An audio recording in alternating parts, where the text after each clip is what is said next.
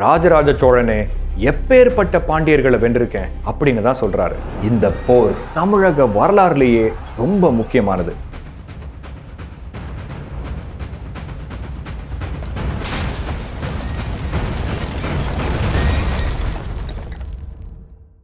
இன்னைக்கு சோழர்கள் பத்தி எல்லாருக்கும் தெரியுது. ஆனா பாண்டியர்கள் பத்தி எத்தனை பேருக்கு தெரியுது? இல்லைங்க, சோழர்கள்னால தமிழர்களுக்கே பெருமை தானே, உண்மைதான். ஆனா நீங்க புரிஞ்சிக்காத விஷயம், பாண்டியர் வரலாறு இல்லாம சோழர் வரலாறே இல்லை.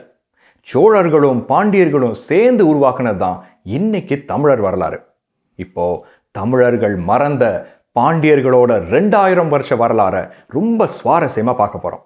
போலாமா?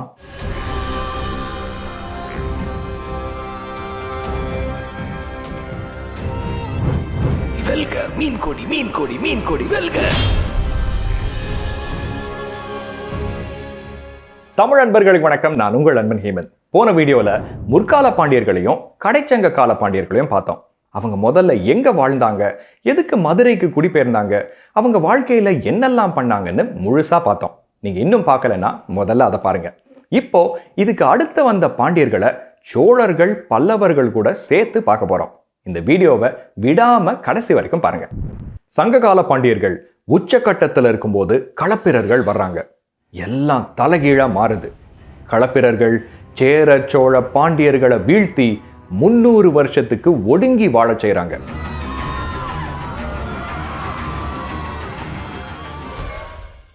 கடைசியில அவங்கள வீழ்த்த வர்றாரு மாமன்னர் பாண்டியன் கடுங்கோன்.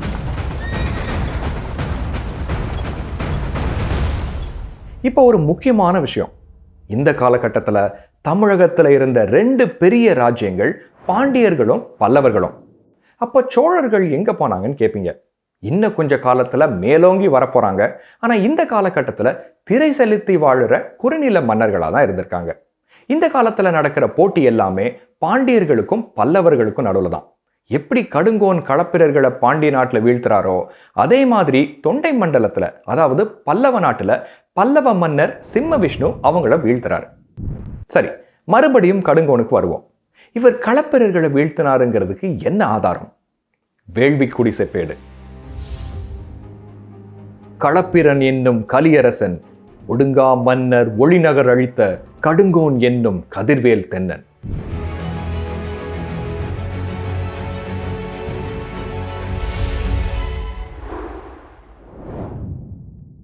இவர் களப்பிரர்களை வீழ்த்தி இடைக்கால பாண்டிய ராஜ்யத்தை ஆரம்பிச்சு வைக்கிறாரு.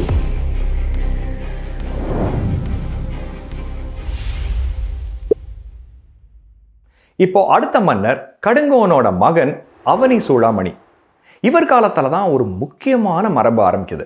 அது என்னன்னா, ஒவ்வொரு மன்னரோட பேருக்கு முன்னாலேயும் ஒரு பட்டம் சூடிக்கிறாங்க. 2 பட்டங்கள் இருந்திருக்கு. இதை ஒருத்தருக்கு பின்னாடி ஒருத்தர் மாத்தி மாத்தி சூடியிருக்காங்க. இது எத்தனை பேருக்கு தெரியும் தெரியல. சோழர்களும் இதே மாதிரி பண்ணியிருக்காங்க. பரகேசரி, ராஜகேசரின்னு பட்டங்கள் இருந்திருக்கு. உதாரணமா ராஜராஜ சோழனுக்கு ராஜகேசரி அப்படின்னு பட்டம் இருந்திருக்கு. அவரோட மகன் ராஜேந்திர சோழனுக்கு பரகேசரின்னு பட்டம் இருந்திருக்கு. அதுக்கப்புறம் ராஜகேசரி, பரகேசரின்னு அடுத்த தலைமுறைகள்ல மாறி மாறி வந்திருக்கு. இதை முதல்லையே ஆரம்பிச்சது பாண்டியர்கள். மாரவர்மன், சடையவர்மன் அப்படின்னு மாத்தி மாத்தி பட்டம் சொல்லியிருக்காங்க.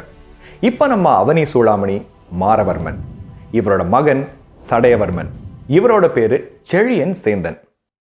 இப்போ அடுத்த மன்னர் செழியன் சேந்தனோட மகன். இவர் உங்களுக்கு ஏற்கனவே தெரிஞ்சிருக்கும், மாரவர்மன் அரிகேசரி. இன்னும் தெரியலன்னா ஒரு ஃபிளாஷ்பேக் போவோம். 7ஆம் நூற்றாண்டு பாண்டிய நாட்டில் கூன் பாண்டியன்னு ஒரு மன்னர் ஆட்சி செய்கிறாரு.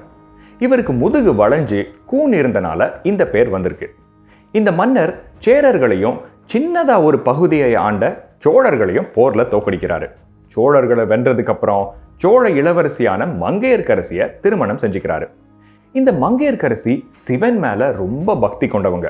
ஆனா கூன் பாண்டியனோ சைவ சமயத்தை விட்டுட்டு சமண சமயம், அதாவது ஜெயினிசம தழுவி வாழ்றாரு. இது அவரோட மனைவிக்கு ரொம்ப வருத்தத்தை தருது. இந்த நேரத்துல 63 நாயன்மார்கள்ல ஒருத்தரான திருஞான சம்பந்தர் மதுரைக்கு வர்றாரு. இதை கேள்விப்பட்ட ராணி மங்கையர்க்கரசி சம்பந்தரை நேர்ல பார்க்க வர்றாங்க. பாண்டிய மன்னர் கூன் பாண்டியன் சமணர்களோட பிடியில இருக்காரு. நீங்க தான் எப்படியாவது அவரை மறுபடியும் சைவ சமயத்துக்கு திருப்பணும் அப்படின்னு அவர்கிட்ட கேட்குறாங்க.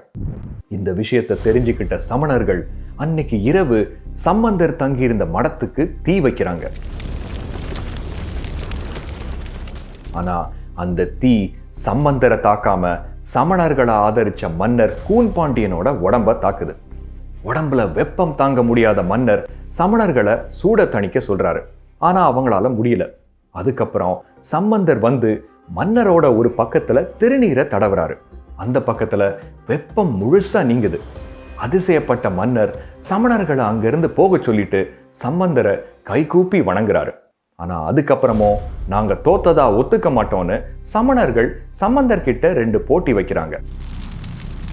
அனல்வாதம், புனல்வாதம்னு 2 போட்டி. அதுலயும் சம்பந்தர் ஜெயிக்கிறாரு, சமணர்கள் தோக்குறாங்க. கடைசியில சம்பந்தர் ஒரு சைவ பாசுரம் பாடி வேந்தனும் ஓங்குக அப்படின்னு சொல்லி முடிக்கிறாரு.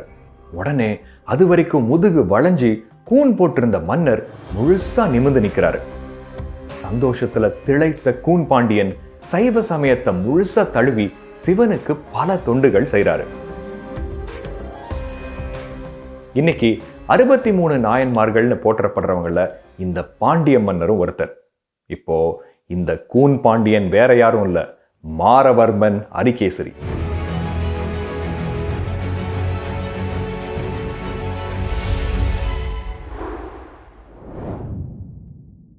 இவருக்கு நின்ற சீர் நெடுமாறன்னு இன்னொரு பேரும் இருக்கு.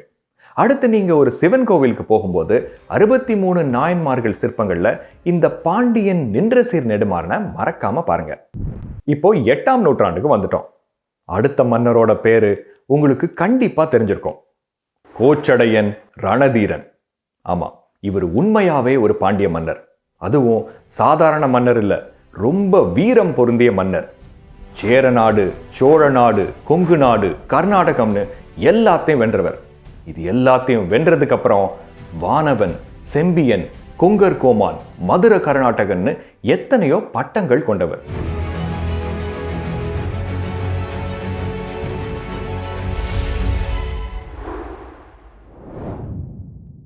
இப்போ இந்த மன்னர்களோட வரலாறு இன்னைக்கு நமக்கு எப்படி தெரியுதுன்னு நீங்க யோசிக்கலாம். இன்னைக்கு நமக்கு பாண்டியர்கள் பத்தி தெரிஞ்சுக்கிறதுக்கு 4 விஷயம் ரொம்ப உதவியா இருக்கு. 1, கல்வெட்டுகள், கோவில்ல இருக்கிற கல்வெட்டுகள். 2, இலக்கியங்கள், சங்க இலக்கியம், அப்புறம் சைவ சமய இலக்கியங்கள் போன்றது. அப்புறம் நாணயங்கள். அதுக்கப்புறம் ரொம்ப முக்கியமானது செப்பேடுகள், அதாவது காப்பர் பிளேட் இன்ஸ்கிரிப்ஷன்ஸ். இதுல ரொம்ப முக்கியமானது வேள்விக்குடி செப்பேடு. இந்த செப்பேடுக்கு பின்னால ரொம்ப சுவாரஸ்யமான ஒரு கதை இருக்கு. இன்னும் கொஞ்ச நேரத்துல சொல்றேன். அடுத்தது முதலாம் ராஜசிம்மன். பல்லவ மன்னர் நந்திவர்மனை பல போர்கள்ல எதிர்த்து வீழ்த்தினவர். நந்திவர்மன் போர்க்களத்துல பாண்டியன் ராஜசிம்மனை பார்த்து பயந்து ஓடுனதா வேள்விக்குடி செப்பேடு சொல்லுது. இவரோட இன்னொரு பேரு 2ஆம் அரிகேசரி. இப்போ அடுத்த மன்னர் ரொம்ப முக்கியமானவர். இன்னைக்கு குடவரை கோவில், அதாவது ராக்கட் டெம்பிள்னாலே எப்பவும் பல்லவர்கள் மாமல்லபுரம் தான் நினைக்கிறோம், இல்லை எல்லோராக்கு போயிடுறோம். ஆனா பாண்டிய நாட்டில் இருக்கிற பிரம்மாண்டமான வெட்டுவான் கோவில் பத்தி பல பேருக்கு தெரியவே இல்லை.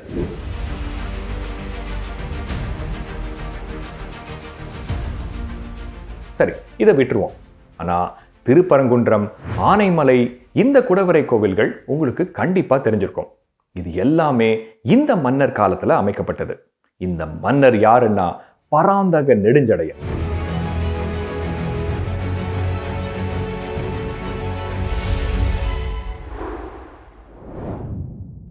முன்னாடி இழந்த சோழ நாட்டை பல்லவர்கள்ட்ட இருந்து பறிச்சிருக்காரு. அதோட விடாம பல்லவ நாட்டோட தென்பகுதியையும் வென்றிருக்காரு இந்த நெடுஞ்சடையன். சரி, வேள்விக்குடி செப்பேடை பத்தி ஒரு சுவாரஸ்யமான விஷயம் சொல்றேன்னு ஏற்கனவே சொல்லியிருந்தேன். இதுக்கு இன்னொரு பிளாஷ்பேக் போகணும். 8ஆம் நூற்றாண்டு மதுரையில மன்னர் பராந்தக நெடுஞ்சடையன் ஆட்சி செய்யறாரு. அப்போ கொற்கையிலிருந்து ஒரு அந்தணர் மன்னரை பார்த்து ஒரு கோரிக்கை வைக்கிறாரு. அது என்ன கோரிக்கைனா, மன்னா, உங்களோட மூதாதையரான பல்யாக சாலை முதுக்குடுமி பெருவழுதி எங்களோட மூதாதையரான நற்கொற்றனுக்கு யாகம் பண்றதுக்காக வேள்விக்குடி அப்படிங்கிற ஒரு ஊரையே தானமா கொடுத்தாரு. ஆனா 300 வருஷம் பாண்டிய நாட்டை களப்பிரர்கள் ஆட்சி செய்யும் போது அது எங்க கையை விட்டு போயிருச்சு. இத்தனை வருஷமா திரும்ப எங்க கைக்கு வரல, அதனால நீங்க அந்த தானத்தை எங்களுக்கு புதுப்பிச்சு கொடுக்கணும் அப்படின்னு கேட்கிறாரு. அதுக்கு மன்னர் ஒத்துக்கிட்டு வேள்விக்குடிங்கிற ஊரு இவங்களுக்கு தான் சொந்தம் அப்படின்னு போட்டு செப்பு தகடுகள்ல ஒரு பத்திரம் செஞ்சு கொடுக்குறாரு. இது அந்த காலத்து லேண்ட் டாக்குமெண்ட் இல்ல என்டோமெண்ட் டாக்குமெண்ட்னு வச்சுக்கோங்களேன். இப்போ இதுல என்ன சுவாரஸ்யம்னா, இந்த டாக்குமெண்டோட ஆரம்பத்துல நெடுஞ்செழியனுக்கு முன்னாடி வரைக்கும் ஆட்சி பண்ண எல்லா பாண்டிய மன்னர்களையும் வரிசையா அவங்களோட வரலாறோட குறிப்பிட்டிருக்காரு.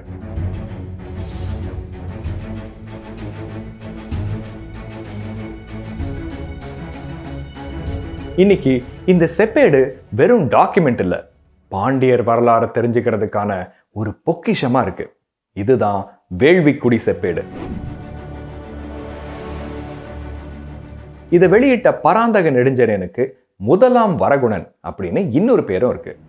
இப்போ இதுல வருத்தமான விஷயம் என்னன்னா, இன்னைக்கு இந்த பாண்டியர் பொக்கிஷம் நம்ம கையில இல்ல, இங்கிலாந்துல பிரிட்டிஷ் லைப்ரரியில இருக்கு. என்ன சொல்றது? அடுத்த மன்னர் இவரோட மகன் ஸ்ரீமாறன் ஸ்ரீவல்லபன். இவர் இலங்கை மன்னர் முதலாம் சேனனை வென்று பெரும் செல்வத்தை பாண்டிய நாட்டுக்கு கொண்டு வந்திருக்காரு. இவரோட காலத்துல தான் புதுக்கோட்டைக்கு பக்கத்துல இருக்கிற சித்தன்னவாசல் ஓவியங்கள் வரையப்பட்டன. இவரோட ஓவியம் கூட அங்க ஒண்ணு இருக்கு. இவரோட இன்னொரு பேரு அவனிப்ப சேகரன். அடுத்தது இவரோட மகன் இரண்டாம் வரகுணன். ரொம்ப முக்கியமான மன்னர். ஏன்னா இவர் ஈடுபட்ட ஒரு போர் தமிழக வரலாறுலேயே ரொம்ப முக்கியமானது. அப்படி என்ன போர்னு கேட்குறீங்களா? நான் ஏற்கனவே சொன்ன மாதிரி இந்த காலகட்டத்தில் பாண்டியர்களுக்கும் பல்லவர்களுக்கும் நடுவில் தான் போட்டி. சோழர்கள் இன்னும் மேலோங்கி வரல. ஆனால் இது எல்லாத்தையும் திருப்பி போட வந்தது கிபி 880 கும்பகோணத்துக்கு பக்கத்துல திருப்புரம்பியம்ங்கிற இடத்துல பல்லவர்களுக்கும் பாண்டியர்களுக்கும் நடுவில் நடக்குது இந்த மாபெரும் போர்.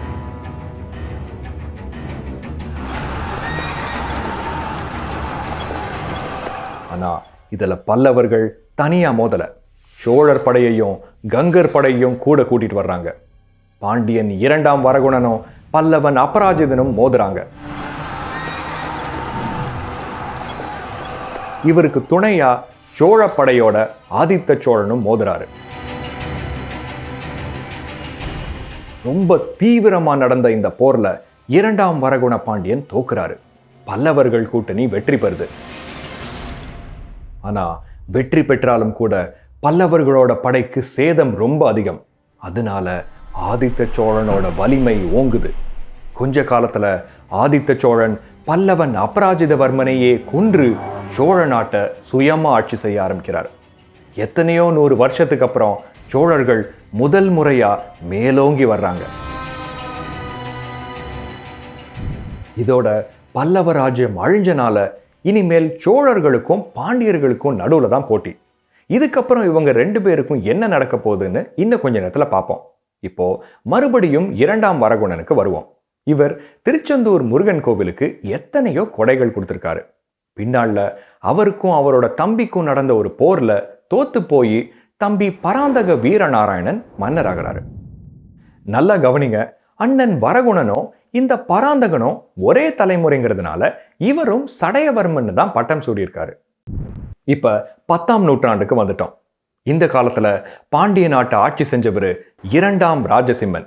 இவரோட பாண்டியர்களோட போதாத காலம் ஆரம்பிக்குது. ராஜசிம்ம பாண்டியனுக்கும் பராந்தக சோழனுக்கும் நடுவுல எத்தனையோ போர்கள் நடக்குது. கடைசியில ராஜசிம்மன் தோத்து போறாரு. பராந்தக சோழன் இவரை வென்றதுக்கு அப்புறம் மதுரை கொண்ட கோப்பரகேசரி அப்படின்னு பட்டம் சூடிக்கிறாரு. ராஜசிம்மன் இலங்கை மன்னரோட படைகளை கூட்டிட்டு வந்து மறுபடியும் போர் புரிஞ்சும் பராந்தக சோழனை வீழ்த்த முடியல. முதல் முறையா பாண்டிய நாடு முழுதும் சோழர்கள் கைக்கு போகுது. வம்சாவழியா பாண்டியர்கள் சூடிட்டு வந்த குலதனங்களான சுந்தரமுடின்னு ஒரு கிரீடத்தையும் இந்திரஹாரம்னு ஒரு மாலையையும் இலங்கை மன்னர்கிட்ட பத்திரப்படுத்தி வைக்க சொல்லிட்டு சேர நாட்டுக்கு போயிடுறாரு.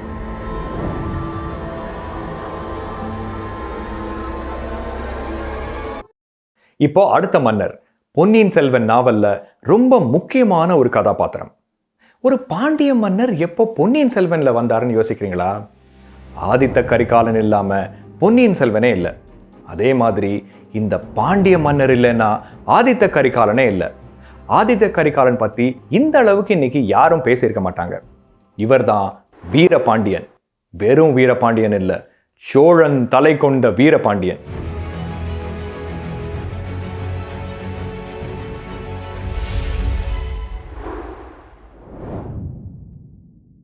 என்னங்க, ஆதித்த கரிகாலன் தானே வீரபாண்டியனோட தலையை வெட்டினாரு, என்ன மாத்தி சொல்றீங்கன்னு கேட்குறீங்களா? இது இன்னைக்கு பலரும் புரிஞ்சிக்காத ஒரு விஷயம். தெளிவா பார்ப்போம்.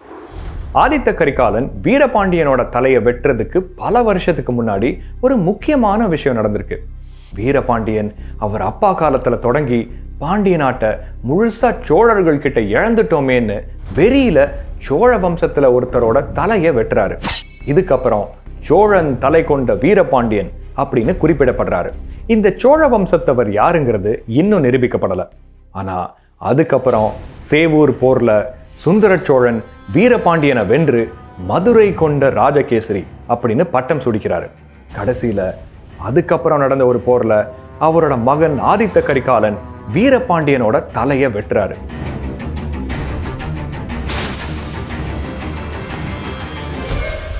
இதோட பாண்டிய ராஜ்யத்துல இருள் சூழ்ந்து. இதோட கடுங்கோன்ல ஆரம்பிச்சு 12 பாண்டிய மன்னர்கள் பார்த்துட்டோம். காலச்சக்கரம் சுத்துது. சோழர்கள் மேலோங்கிறாங்க, பாண்டியர்கள் அவங்களுக்கு கீழே திரை செலுத்தும் மன்னர்களா ஆகுறாங்க. சோழராட்சிக்கு கீழே இருந்த இந்த மன்னர் அமரபுஜங்கர். இவரை போர்ல வீழ்த்தினது நம்ம எல்லாருக்கும் தெரிஞ்ச ராஜராஜ சோழன். இவரை வீழ்த்தி பாண்டிய குலாசனி அப்படிங்கிற பட்டம் ராஜராஜ சோழனுக்கு வருது.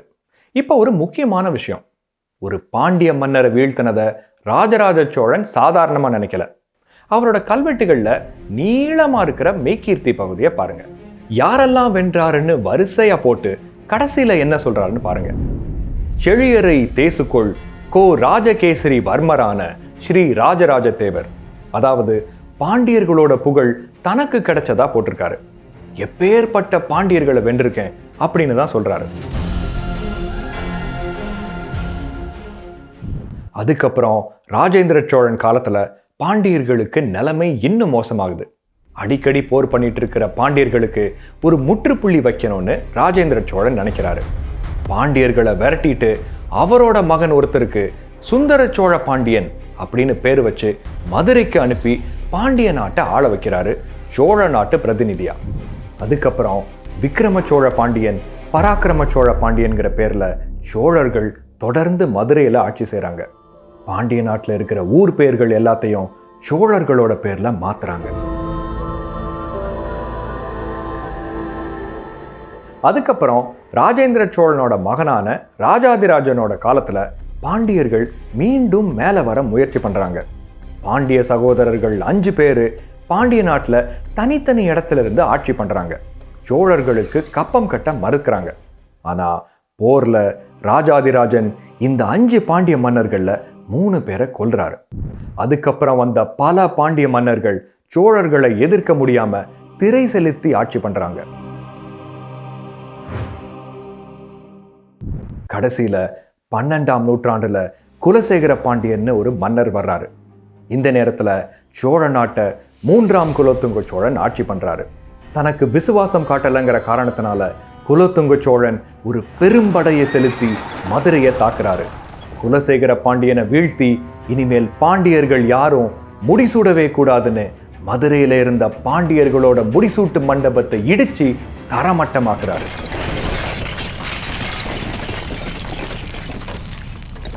அதோட விடாம அந்த இடத்த கழுதைய வச்சு ஏர் பூட்டி கவடி விதைக்கிறாரு.